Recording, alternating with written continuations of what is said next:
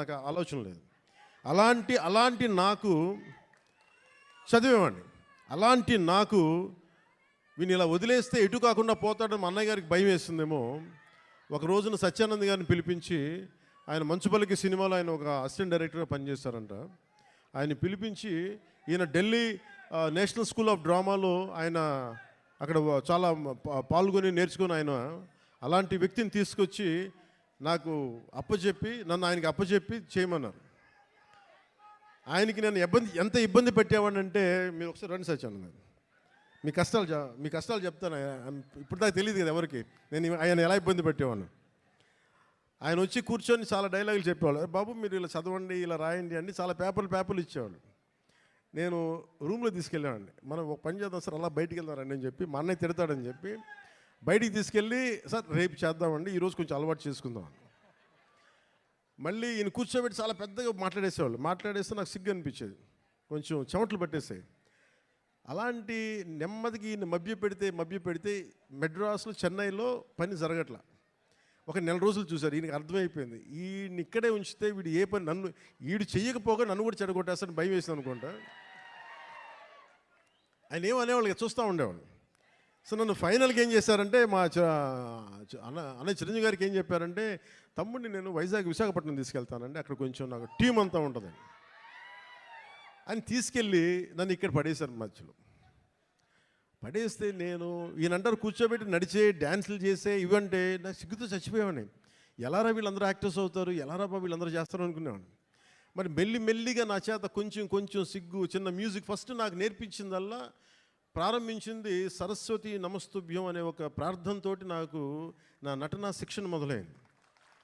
అందుకే సరస్వతి దేవికి అని నాకు ఈ రోజుకి గుర్తు. ఆయన సరస్వతి ప్రార్థన రోజు పొద్దున్నే చేయించి నాకు క్లాసెస్ పెట్టేవాళ్ళు, ప్రారంభించేవాళ్ళు.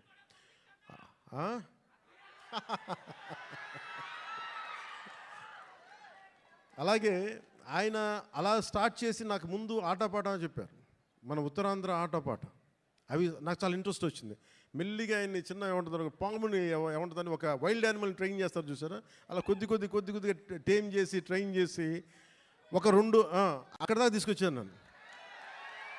అంటే నోట్లో నుంచి ఒక వాక్యం, అమ్మ ఇట్రా నాన్న నేను బయటికి వెళ్తున్నాను చెప్పడానికి కూడా నేను తటపాయించే నా వ్యక్తిత్వానికి ఒక 1.5 hour ఒక స్ట్రీట్ ప్లే చేయించిన అంత బై ద ఎండ్ ఆఫ్ 2 నెలలు. సో నన్ను అంత ట్రైన్ చేసి నేను నేర్చుకున్నది ఏంటంటే, నటన నేర్చుకోలేదు ఈయన దగ్గర, ధైర్యాన్ని నేర్చుకున్నాను ఈయన దగ్గర. నీకు ఏదైనా ఒక అభిప్రాయం ఉన్నప్పుడు నిర్భయంగా చెప్పడం చేసుకో, ఏమవుతావు, మహా అయితే ఫెయిల్ అవుతావు, ఏమవుతుందని. నాకు ఎందుకు ఆయన పాదాలకి ఈరోజు ఎప్పుడు నాకు అనిపించిన ఎందుకు ఇష్టం అని నమస్కారం పెడతానంటే, నాకు ధైర్యాన్ని నాకు పరిచయం చేసిన వ్యక్తి ఆయన. అంటే నీకు అభిప్రాయాలు 100 ఉండొచ్చు, లోపల భావాలు 1,00,000 ఉండొచ్చు, కానీ వాటి మీద నువ్వు ముందుకొచ్చి దాన్ని యాక్ట్ చేయకపోతే ఏం అవ్వదు అనేది నాకు ఆయన నోటితో చెప్పాల, ఆ ట్రైనింగ్ ద్వారా చెప్పారు.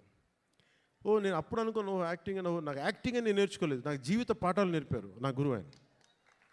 సో చిరంజీవి గారికి నేను ఏం చెప్పానంటే, 1 సంవత్సరం తర్వాత, అన్నయ్య మీరు ఇప్పుడు సినిమా తీయకపోయినా పర్లేదు కానీ నాకు జీవితంలో బతికే శక్తినిచ్చేవి ట్రైనింగ్ వల్ల, నేను ఏ కూలి పని చేసుకునే బతికేస్తాను తప్ప నాకు యాక్టరే అవ్వాలని లేదు, నాకు చాలా సంతోషం. ఆ తర్వాత ఇక్కడమ్మాయి నన్ను తీసుకొచ్చారు. అలాగే వైజాగ్లో తీసుకొచ్చారు, వైజాగ్ స్టీల్ ప్లాంట్లో ఇక్కడను చచ్చిపోయేవాడిని సిగ్గుతో. అప్పుడు మళ్ళీ ఒక 6 months మనకి 1 year గ్యాప్ రాగానే మళ్ళీ యాజ్ యూజువల్ మన యూజువల్ సిగ్గు మళ్ళీ ముడుచుకుపోయాను మళ్ళీ. అలాంటిది నన్ను గోకులం సీత చేశాను, తర్వాత సుస్వాగతం చేశాను. నాకు ప్రత్యేకించి విశాఖపట్నానికి ప్రత్యేక అనుభవం ఏంటంటే, నాకు భీమిలీలో మాకు తెలిసిన వాళ్ళకి ఒక గెస్ట్ హౌస్ ఉండేది, నన్ను అక్కడ ట్రైనింగ్ చేసేవారు వీళ్ళందరూ. సో నాకు అందుకు భీమిలీ కానీ మన ప్రాంతాలు కానీ మన సర్క్యూట్ గెస్ట్ హౌస్ మనం ప్రాక్టీస్ చేసేదాన్ని ఒక సంగం శరత్ ఓనర్స్ గెస్ట్ హౌస్ ఒకటి ఉండేది. అక్కడే మ్యాక్సిమం ట్రైనింగ్ క్లాసెస్ అని సాయంత్రాలు పడు, మార్నింగ్ ఏమో భీమిలీ, సాయంత్రాలు సంగం శరత్. ఇప్పుడు ఇవన్నీ చెప్పాను అనుకోండి, ఈ పవన్ కళ్యాణ్ ఏ ఊరు వెళ్ళినా కనిగిరి వెళ్తే కనిగిరిలో పెరిగానంటాడు, వైజాగ్ వస్తే వైజాగ్లో పెరిగానంటాడు. కానీ నేనేం చేస్తాను, అందుకే నా పేరు పవనం, నేను తిరుగుతూ ఉంటాను, వెళ్తూ ఉంటాను. మనం పవనాలైతే అవి కూపస్థ మండూకాలు ఇలాగే మాట్లాడతారు. బావిలో కప్పలు గిరిగిసుకొని కూర్చుంటే వాళ్ళకి అర్థం కావు. పవనం తాలూకు శక్తి వాటికి అర్థం కాదు. పవనం సర్వంతర్యామి. సో అలాంటి నన్ను ఈరోజు సినిమా మేకింగ్ మీద కానీ వీటన్నిటి మీద అవగాహన వచ్చింది అంటే నాకు నా గురువు ఇచ్చిన నూరిపోసిన ధైర్యం. ముందుగా నాకు ఈరోజు మీ ముందు నిలబడగలుగుతున్నాను అంటే నాకు మా అన్నయ్య చిరంజీవి గారు నన్ను ఇచ్చిన ఆయన నమ్మారు. మా వదిన నన్ను నమ్మింది. సో వాళ్ళు ఈరోజు నేను మేము ఎందుకు వస్తున్నాను, ముఖ్యంగా వాళ్ళిద్దరికీ నేను మనం గెలిచిన తర్వాత కూడా ఎందుకు నా శిరస్సు తీసి వాళ్ళిద్దరి పాదాలకి పెట్టానంటే మనకి గుండెలకి హత్తుకున్న వాళ్ళకి మన బాగుని కోరుకునే వాళ్ళ పాదాలు కాక ఇంకెవరికి నమస్కరిస్తాం. మనకు కనిపించే దేవుళ్ళు వాళ్ళు.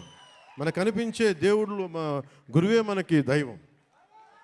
సో ఇలాంటి సమయంలో నాకే అనిపించింది ఏదో సినిమా ప్రతి ఒక్క సినిమా కృష్ణవంశీ గారి సినిమాలు చెప్తూ ఉంటారు కదా 30 years ఎక్స్పీరియన్స్ అండి ఇక్కడనే.